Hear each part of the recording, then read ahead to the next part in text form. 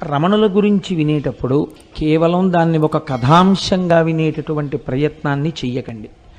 మహాపురుషుల యొక్క జీవితాలు చదువుతున్నప్పుడు, మహాపురుషుల యొక్క జీవితాలకి సంబంధించినటువంటి ఘట్టములను వినేటప్పుడు మీరు ఒక కొత్త కోణంలో దాన్ని వినవలసి ఉంటుంది. రమణులు మహాజ్ఞాని.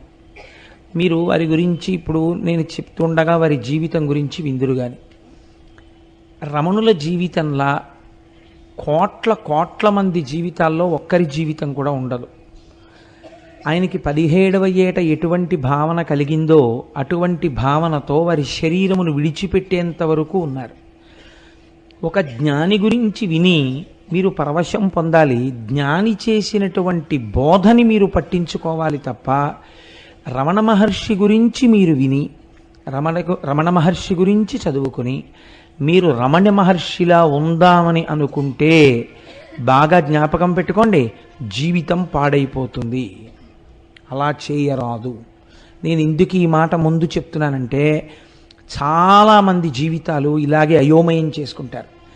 మహాపురుషులను మీరు అనుకరించరాదు. మీరు మహాపురుషులు అయిపోయిన తర్వాత మీ నడువుడి ఒకలా ఉంటుంది, మీ ప్రయత్నం అక్కర్లేదు. మీ అంతటా మీరు మహాపురుషులు అయ్యేంత వరకు మీరు మహాపురుషులను అనుకరించరాదు. 2, అజ్ఞానులను కూడా అనుకరించరాదు. ఈ 2 ఎప్పుడూ జీవితంలో బాగా జ్ఞాపకం పెట్టుకోండి. మహాపురుషుడి యొక్క జీవితాన్ని ఎందుకు మీరు చదవాలి అంటే అది చదవడం చేత ఈశ్వరుడి యొక్క అనుగ్రహం కలుగుతుంది. ఒక జ్ఞాని యొక్క జీవితంలో ఉండే అవస్థలను భగవంతుడు చెప్పినటువంటి భగవద్గీతాది విషయములు ఎలా సమన్వయం జరుగుతాయో, ఎంత ఆశ్చర్యకరమైనటువంటి రీతిలో ఆ జీవితాలు ఉంటాయో అర్థం చేసుకోవడం కోసం మాత్రమే మీరు దాన్ని సమన్వయం చెయ్యాలి తప్ప రమణుల గురించి ఇవాళ విని రేపు మనం కూడా రమణుల్లా అయిపోదాము అనేటటువంటి ప్రయత్నాన్ని ఏ ఒక్క విషయమునందు చేయరాదు.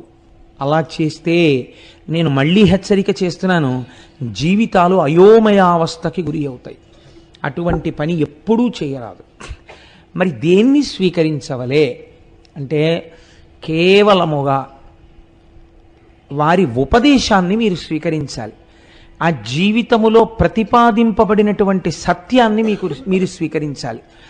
వారి జీవితంలో ఆ దశలను గమనిస్తున్నప్పుడు ఒక జ్ఞాని ఎంత గొప్పగా ఉంటాడు అన్నదాన్ని మీరు గమనించాలి తప్ప మీరు ఇమిటేట్ చేసే ప్రయత్నం చేశారనుకోండి, చాలా లేనిపోని ఇబ్బందులు వస్తాయి. అది మాత్రం బాగా దృష్టిలో పెట్టుకోండి. ఎందుకంటే నేను ఈ మాట ఇంత బాగా నొక్కి చెప్పవలసిన అవసరం ఎందుకు ఏర్పడుతోందంటే సమాజంలో ఒక అయోమయ అవస్థ నెలకొని ఉంది. ఇప్పుడు గభాలన ఎవరో పెద్దల గురించి చదవడం, ఎక్స్టెంపోర్ అంటారు చూసారా ఇంగ్లీష్లో, చాలా ఆవేశపూరితంగా మనం కూడా అలా ఉండవచ్చు అనేటటువంటి ఒక నిర్ణయానికి వచ్చేయడం కొంచెం ఎక్కువగా కనపడుతుంది. ఆ పోకడ అలా ఉండకూడదు. మీరు దేన్నైనా అధ్యయనం చేసినప్పుడు, దేన్నైనా విన్నప్పుడు మీరు చాలా ప్రశాంత చిత్తులై ఇందులో మనం స్వీకరించవలసిన అంశమేమి అన్నది మీరు స్థాయిని బట్టి మీరు నిర్ణయించుకోవాలి. అంతేకాని మీ స్థాయిని మీరు గుర్తిరగకుండా ఉపాసకుడు లేనిపోని పరుగులు పెట్టరాదు. అలా పరుగులు పెడితే ఏమవుతుందంటే ఇబ్బందులు వస్తాయి. కాబట్టి మీరు దాన్ని బాగా దృష్టిలో పెట్టుకుని ఈ విషయాన్ని వినండి. 2, నేను ఒక్క విషయం చెప్తే మీకు బాగా అర్థం చేసుకుంటారు. నేను మీకు ఈ ప్రవచనాలు చేస్తున్నాను. నేను ఇన్ని ప్రవచనాలు చేస్తుండగా ఒకవేళ నా కూతురికి జ్వరం వచ్చిందనుకోండి, జ్వరం వచ్చి అది ఇంట్లో 100 జ్వరం 101 డిగ్రీలు జ్వరం వచ్చి పడుకుందనుకోండి, నేను ఇవాళ ఉపన్యాసం చెప్పడానికి ఎంత సంతోషంతో వచ్చానో నా కూతురు 101 డిగ్రీల జ్వరంతో పడుకుని ఉండగా నేను ఏమీ పట్టించుకోకుండా ఇది కేవలముగా పిల్లకి వస్తే వస్తుంది జ్వరం, దీని గురించి బాధ ఏమిటి అని నడిచి వచ్చేయవచ్చా? గృహస్థాశ్రమంలో అలా కుదరదు. నువ్వు గృహస్థుగా ఉన్నంతకాలం నువ్వు వారి గురించి పట్టించుకోవలసిన బాధ్యత కూడా నీకుంది. నీ బాధ్యతని నువ్వు నిర్వర్తిస్తూ తామరాకు మీద నీటి బొట్టులా ఉండాలి. అంతేకాని గృహస్థు వేరొక ఆశ్రమంలో ఉన్న వాళ్ళని మీరు అనుకరించరాదు. మీరు ఏ ఆశ్రమంలో ఉన్నారో ఆ ఆశ్రమానికి తగినట్టు మాత్రమే మీ జీవితం ఉండాలి. గృహస్థులా బతకాలి, బ్రహ్మచారి బ్రహ్మచారిలా బతకాలి. ఎవరి ఆశ్రమమో వారిదే. ఆ ఆశ్రమ నియమం తప్పి గృహస్థు బ్రహ్మచారిలా బతికినా, బ్రహ్మచారి గృహస్థులా బతికినా, లేదా బ్రహ్మచారి గృహస్థు కలిసి వేరొక ఆశ్రమంలా బతికినా అది చాలా అసహ్యకరంగా ఉంటుంది. అలా ఎప్పుడూ చేయరాదు. ఏ ఆశ్రమంలో ఉండవలసిన వాళ్ళు ఆ ఆశ్రమంలో ఉన్నట్టే కనపడాలి. లేనిపోని వైరాగ్య ప్రకటనలు, లేనిపోనటువంటివి తెచ్చి ఒంటి మీద వేసుకుని ప్రవర్తిస్తే అది మీ ఉపాసన యొక్క లూజ్ అంటారు చూసారా, లూజ్ ఇన్ ది సెన్స్ వేలాడుతున్నటువంటి స్థితిని చూపిస్తుంది కానీ పరిపక్వతను సూచించదు. అది ఎప్పుడు జ్ఞాపకంలో పెట్టుకుని ఉపాసనని సిద్ధింప చేసుకోవాలి. ఒక జ్ఞాని ఎలా ఉంటాడో తెలుసా అండి? మీరు ఒక చెరుకు కర్రని తీసుకొచ్చి ఒక చివరి భాగాన్ని పంటి కింద పెట్టి నవిలేరనుకోండి, అది తీయగా ఉంటుంది. మీరు ఒక మరలోకి పెట్టి చెరుకు కర్రని నలిపేశారనుకోండి, అది తీయగా ఉంటుంది. మీరు ఒక కత్తి తీసుకొచ్చి చెరుకు కర్రని నరికేశారనుకోండి, నరికేసి దానికి అంటుకున్న తడిని ఇలా ముట్టుకుని నాలుక మీద రాసుకున్నారనుకోండి, తీయగా ఉంటుంది. చెరుకు కర్రని మీరు ఏం చెయ్యండి తీయగానే ఉంటుంది. చెరుకు కర్రని మీరు ఏం చేసినా చెరుకు చేదుగా మారదు. అంటే అసలు దేని చేత మానము అవమానము అన్న ఈ రెండు స్థితులు అసలు ఉంటాయనేటటువంటి ఎరుక దాటిపోతారు వాళ్ళు. ఆ ఎరుక దాటిపోయిన స్థితి వేరు. అది తనంత తానుగా జ్ఞానం కలగాలి. అలా కలిగి నడయాడినటువంటి వారు మహాపురుషులు తప్ప మనం అలా చెరుకు కర్ర నేను అయిపోయాను అన్న భావనతో నిలబడ్డాం అనుకోండి, చాలా అసహ్యంగా ఉంటుంది. అలా నిలబడకూడదు కదా. ఇప్పుడు మీరు ఈ నేపథ్యంలో భగవాన్ రమణుల గురించి వినండి. ఎంత అద్భుతమైన జీవితమో, ఎటువంటి మహాజ్ఞానో మీరు అర్థం చేసుకుని వారికి నమస్కరించి మనం ఎప్పుడు ఏం కోరాలంటే, వారు ఏది అనుభవించి ఏది బోధ చేశారో ఈశ్వర మీ అనుగ్రహము చేత మాకు కూడా అటువంటి జ్ఞానము స్థిరపడుగాక అని మీరు ప్రార్థన చేయవలసి ఉంటుంది. ఇప్పుడు మీరు రమణుల యొక్క జీవితాన్ని ప్రస్తావన చేస్తాను. సావధాన చిత్తులై అవధరించండి. చిదంబరం క్షేత్రం మీకందరికీ తెలుసున్నటువంటి క్షేత్రం. అక్కడ స్వామి ఆకాశరూపుడై ఉన్నాడు. నిన్న ప్రస్తావన చేశాను. చిదంబరంలో కదలిక లేకుండా ఉండిపోయేటటువంటి తత్వమున్నటువంటి పరమేశ్వరుడు నటరాజమూర్తిగా వెలిసినాడు. అది ఆర్ధా నక్షత్రంలో వెలిశాడు ఆయన. నటరాజ తత్వము చాలా చిత్రంగా ఉంటుంది. మీరు చూడండి, నటరాజు ఒక చేతిలో ఢమరుకని పట్టుకుంటాడు. ఆ ఢమరుకని కదిపితే దాంట్లోంచి శబ్దం వస్తుంది. అది సృష్టికి ప్రతీక. నవ్వుతూ ఉంటుంది ముఖం, అది స్థితికి ప్రతీక. ఒక చేతిలో అగ్నిహోత్రం ఉంటుంది, అది లయకి ప్రతీక. ఒక పాదం ఈ మాయా అనబడేటటువంటి రాక్షసుణ్ణి తొక్కి పెట్టి ఉంటుంది. ఒక పాదం ఇలా పైకి లేచి ఉంటుంది. అంటే బ్రహ్మమును పొందడానికి ప్రయత్నించు అని చెప్తుంటుంది. సృష్టికర్త, స్థితికర్త, ప్రళయకర్త మూడు తానై మీరు పొందవలసినటువంటి బ్రహ్మమును సూచించేటటువంటి స్థితిని చెప్తారు. కాబట్టి నటరాజమూర్తి పరబ్రహ్మమై ఉన్నారు. అమ్మ, ఈ పొగ చాలా ఎక్కువగా ఉంది. ఇది చాలా అభ్యంతరకరం, నాకు చాలా ఇబ్బందికరంగా ఉంటుంది. ఇంత పొగ ఎందుచేత వస్తుంది అది దయచేసి చెప్పండి. నాకు గొంతు చోకప్ అయిపోతుంది. నేను మాట్లాడలేనంత పొగ వస్తే నాకు అదొక పెద్ద ఇబ్బంది.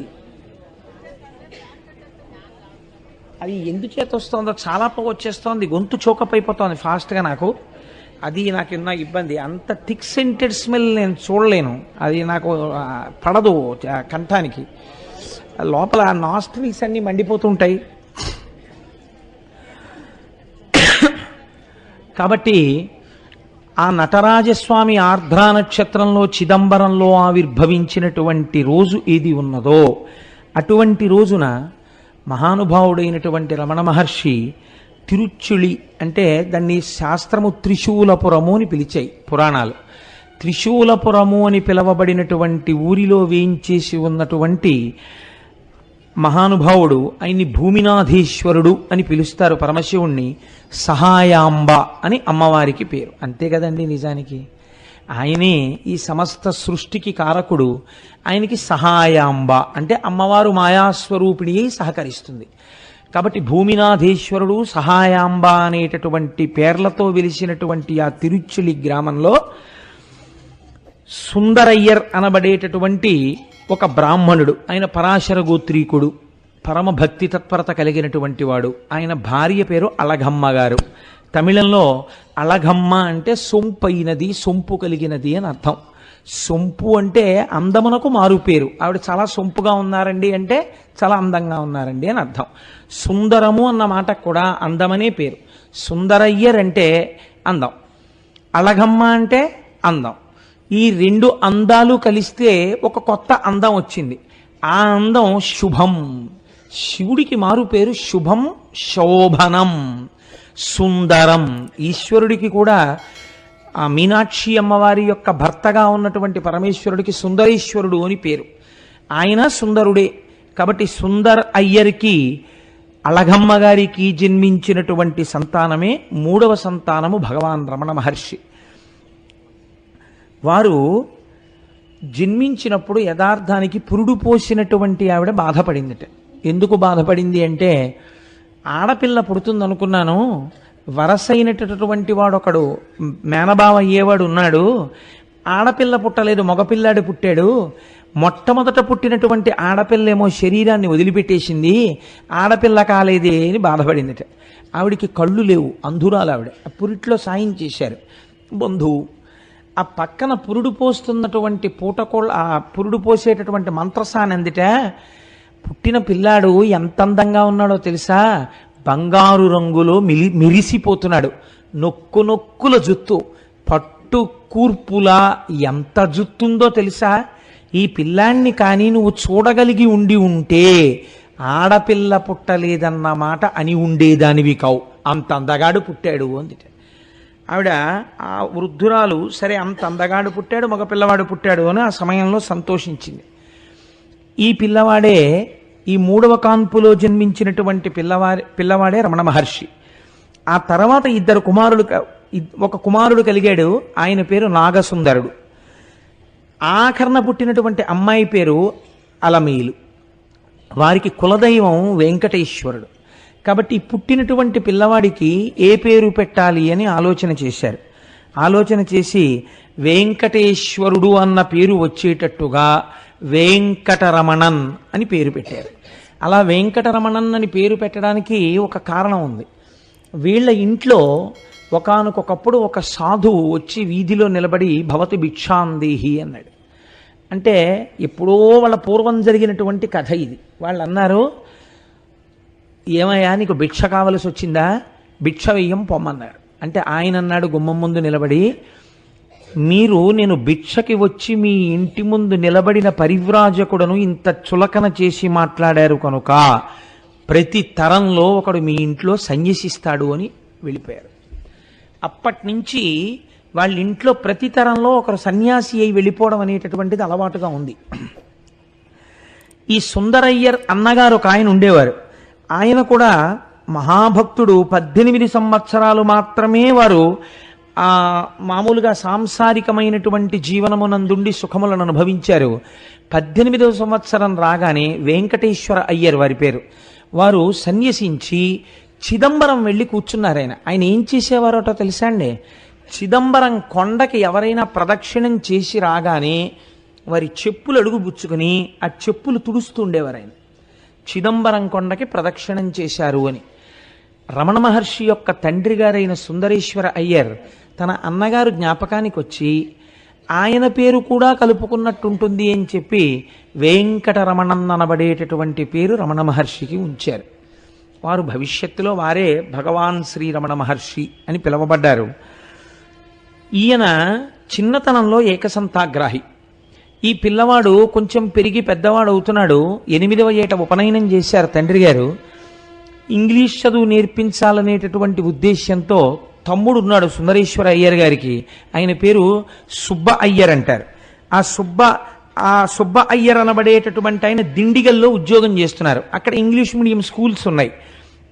అందుకని రమణ మహర్షిని, నాకంటే అలవాటు మీద రమణ మహర్షి అని వస్తుంది, అప్పటికి రమణ మహర్షి అన్న పేరు లేదు, వెంకటరమణన్ గారిని, వెంకటరమణన్ని ఆయన యొక్క అన్నగారైనటువంటి నాగస్వామిని ఇద్దరినీ కూడా ఆ దిండిగల్ పంపించారు. పంపిస్తే అక్కడ ఇంగ్లీష్ మీడియం స్కూల్స్లో చదువుకునేవారు. చిన్నతనంలో ఈ వెంకటరమణన్ చాలా ఆశ్చర్యకరమైనటువంటి జీవితం. ఎందుచేత అంటే ఈయన ఎటువంటి నిద్రపోయేవారంటేట, అసలు ఆ నిద్రపోతుంటే గుద్దేసినా సరే ఆయనకి తెలిసేది కాదు. చిత్రం ఏమిటంటే, ఒకసారి వాళ్ళ ఇంట్లో సుబ్బయ్యర్ గారింట్లో కొడుకు పుట్టినరోజు అవుతోంది. చీకటి పడిపోయింది, 7 అలా అయింది టైము. ఒక్కసారి మేము గుళ్ళోకి వెళ్ళి నమస్కారం చేసుకొస్తాం, నువ్వు చదువుకుంటున్నావు కదా చదువుకుంటుండు అని చెప్పి అన్నం పెట్టేసి వాళ్ళ పిన్నమ్మ గారు, బాబాయ్ గారు, వెంకటరమణన్ యొక్క అన్నగారైనటువంటి నాగస్వామి, ఇతర కుటుంబ సభ్యులందరూ పక్కనున్న దేవాలయంలోకి వెళ్ళారు మధురలో. ఈయన్ని ఆ దిండిగల్లో దీపం తగ్గించుకుని పడుకోమన్నారు. దీపం